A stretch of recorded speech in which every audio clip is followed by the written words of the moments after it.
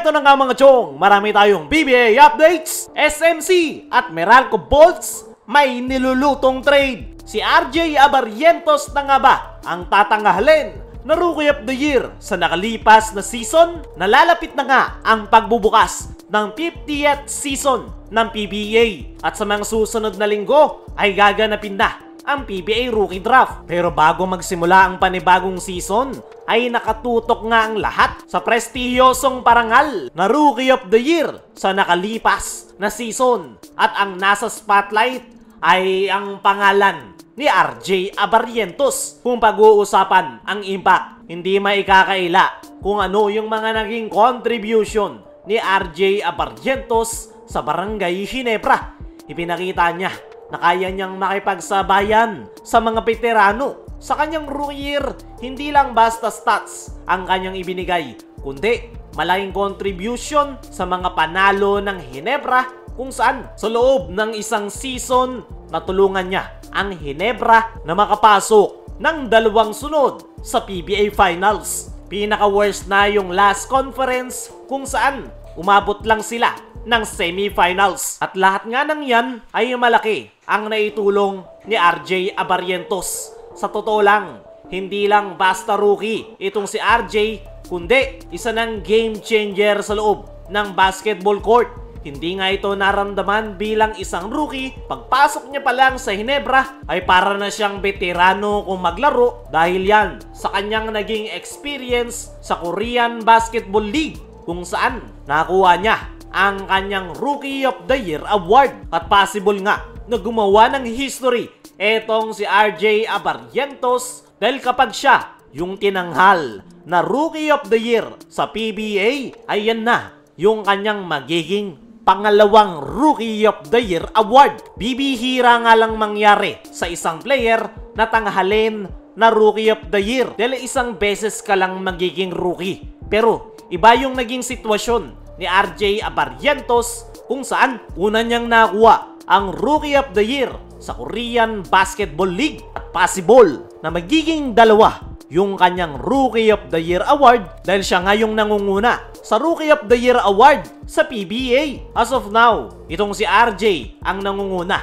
Pumapangalawa sa kanya si Justin Baltasar, isang agile big man ng Converge 5Rxers. Ang problema ni Balti ay hindi nga siya umabot ng 70% ng lahat ng laro ng Converge 5Rxers dahil hindi nga ito agad naglaro sa kanyang kupunan. Kaya naman, napakalaki ng agwat sa kanya ni RJ Abarrientos. Kung ako ang tatanungin mga chong, ay kung sakali na nakumpleto ni Baltasar yung 70% rule ng PBA, ay malaki yung chance na siya yung tatanghalin na Rookie of the Year dahil napakaganda ng kanyang ipinakita sa kanyang naging stint sa Converge 5Rxers. Pero gaya ng sabi natin kanina, malaking advantage ni RJ Abarrientos yung nakumpleto niya yung lahat ng laro ng Ginebra at hindi nga basta-basta nakumpleto kung saan meron siyang 2 finals appearance. Dun pa lang, malayo na yung agwat talaga ni RJ Abarrientos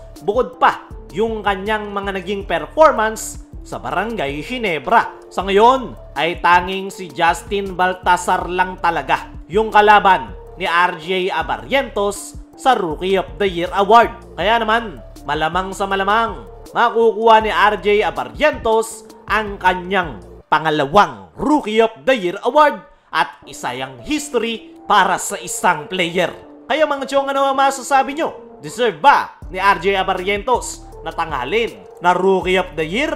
I-comment mo lang dyan sa ibaba. Dumako naman tayo dito sa kabilang balita. SMC at Meralco Bolts may nilulutong trade. Expected nga na mayroong galaw na gagawin ang San Miguel Corporation, lalong-lalo na ang Barangay Ginebra. At kahapon lang, nag-post itong si Snow Badwa at base sa kanyang ipinost, magkakaroon ng mga blockbuster trade sa PBA bago magsimula ang PBA Rookie Draft. At yung clue nga na kanyang binigay, movement ng mga teams na taga Ortigas. Malinaw nga yung clue na yan ni Snow Badwa. At yung mga teams nga na taga Ortigas ay ang Meralco Bolts at San Miguel Corporation. Mukhang mayroon ngang nilulutong trade ang SMC at Meralco kung saan magpapalitan sila ng players. At epekto na rin yan siguro ng partnership ng SMC at Meralco kung saan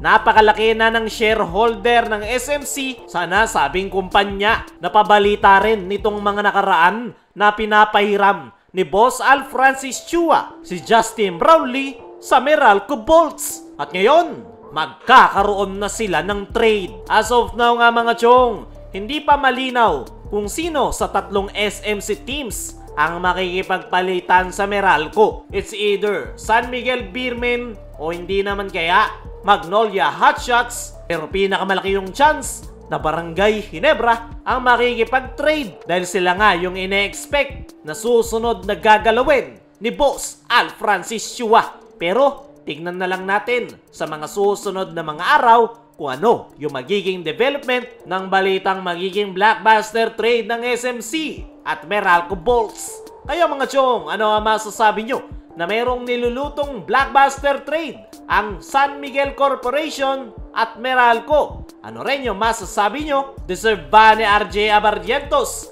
na makuha ang Rookie of the Year Award? I-comment mo lang dyan sa ibaba.